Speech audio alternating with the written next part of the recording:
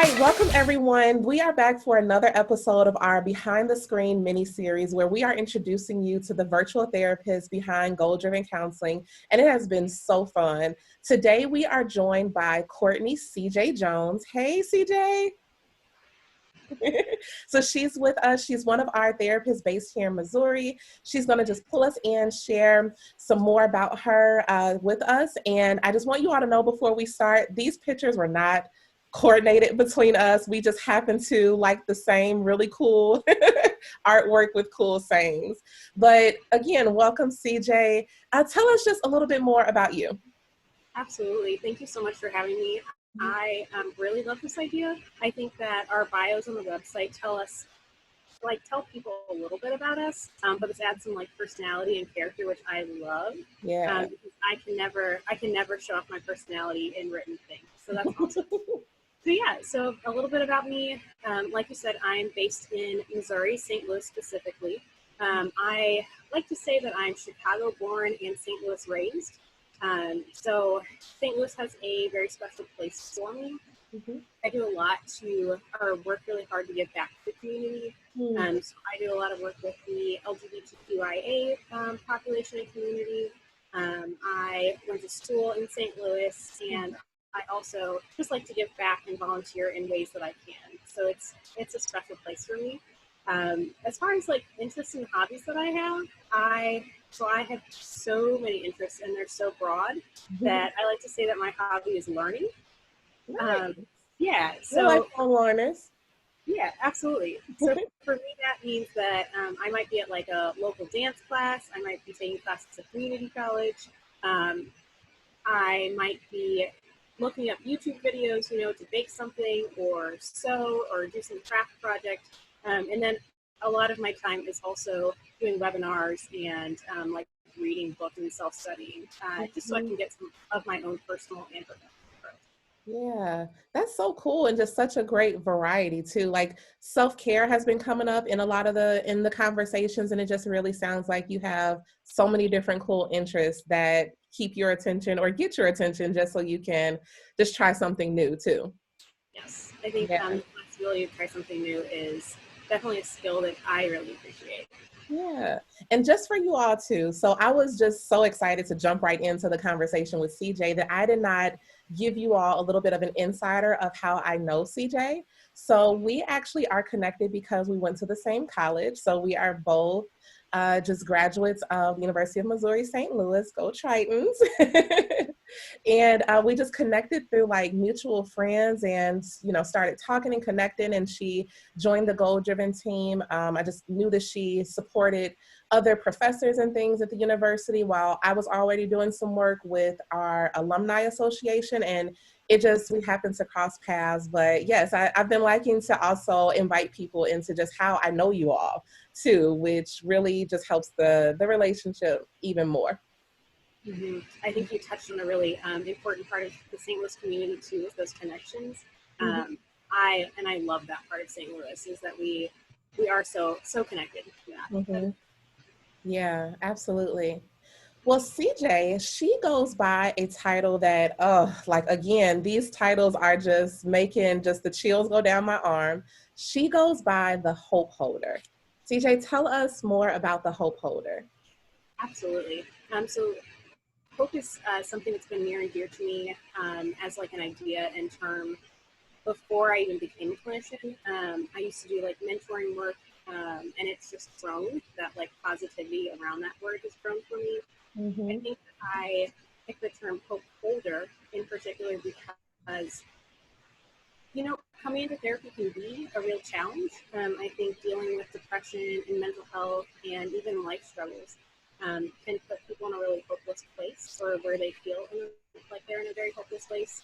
And I usually tell people that hope is still there. There's hope for growth. I see it every day. I'm honored to see that, and I'm okay holding on to that until they're ready to take it back. And we can hold on to it together until they're ready to have their own hope back. So that's been really important for me, and I think that's kind of a good summary of why that's a good title. Wow.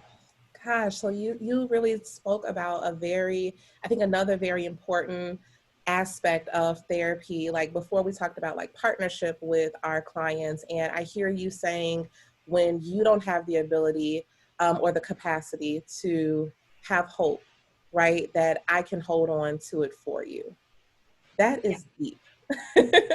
That Thank is you. so deep. Tell us just a little bit more, just like what are some situations or things that can cause someone to lose hope and need to have someone like you to help them to rediscover it and reclaim it later.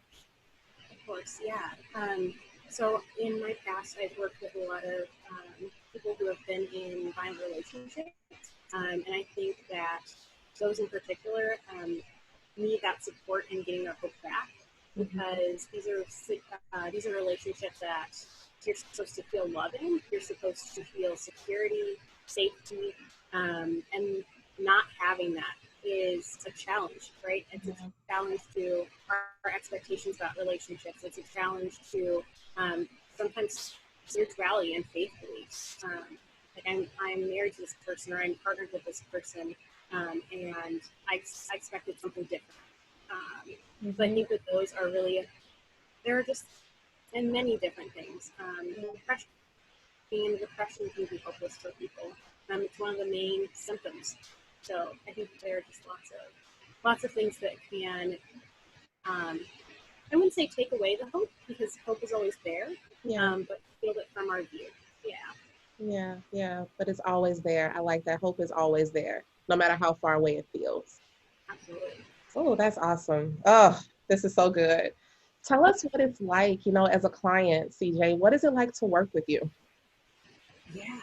That's such a great question. I think so. It's going to be a little bit hard because I am such a big believer in um, just like really individualized or unique care for each client. Hmm. Um, so if you had the chance to talk to any of my clients, like not only is it different from client to client our session, but like session to session. I'm so different in the work that I do, and what the sessions look like looks so different. And that being the case, I think there are some like overarching themes that I like to tap into when I work with clients. Yeah. One being that I feel like therapy should be client driven. We're going to set goals together. We're going to do good work together. But if something comes up and it's not related, but that's the topic that you want to talk to about for the day, that's what we're going to talk about. And I think that that really taps back into like empowerment too. I really believe in the idea of empowerment, because sometimes people come from very disempowered places, and I like to be able to give that power back to them. And the last thing, so I've gotten some looks when I say this, but I always thank my clients at the end of our session for their time, because I'm really honored for, to work with the people that I do. Yeah, right. And I'm so grateful that they gave up time to do work that can be hard and challenging, and they gave that hour of their day to me. Mm. So I that gratitude for my clients, I think, is something like I just love the people that I work with, clinicians, clients, and I'm grateful for the opportunity to work with them. Whew, girl. You just feel so, I think a word that was coming to my mind as I thought about you explaining what it's like to work with you, it feels just warm. Like it feels so warm. I heard you say so many things. The sessions are client driven. You empower them. You're very responsive to whatever comes up during the time that may be on target or may not be on target, but it was what they wanted at the time. The gratitude that you feel, the honor that you feel to work with your clients, and I think that's a huge piece. I'm so glad that you said that because even with us as the professionals, and this is our jobs, right? But it's a different kind of job. It's a different kind of role. I tell people all the time, like, yes, this is a business, but it's a different kind of business, right? And just that aspect of having gratitude for our clients and thanking them for allowing us to enter that time with them and partner with them. Oh goodness, CJ, like I love how you put that into words because I absolutely think that's something that clinicians universally feel. And I'm just so glad that you were able to explain that for us. So much. Yeah, I think it is. It's that walking alongside the client, like you said. It's not like a guiding. It is kind of a guiding process, but at the end of the day, um, you all are the ones that are doing the hard work. Mm-hmm. We're just kind of there to help the process. Yeah. Yeah, that's awesome. So I'm going to throw something else out here to you because our work is virtual. So the way in which we're doing this interview is how you see your clients, a different platform, a different look, but this is essentially what it looks like. We're able to be in our own locations and do this work together.